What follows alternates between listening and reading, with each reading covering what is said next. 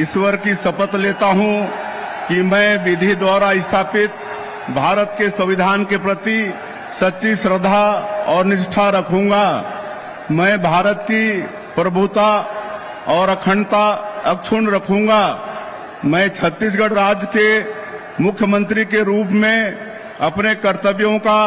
श्रद्धापूर्वक और शुद्ध अंतःकरण से निर्वहन करूंगा तथा मैं भय या पक्षपात, अनुराग या द्वेष के बिना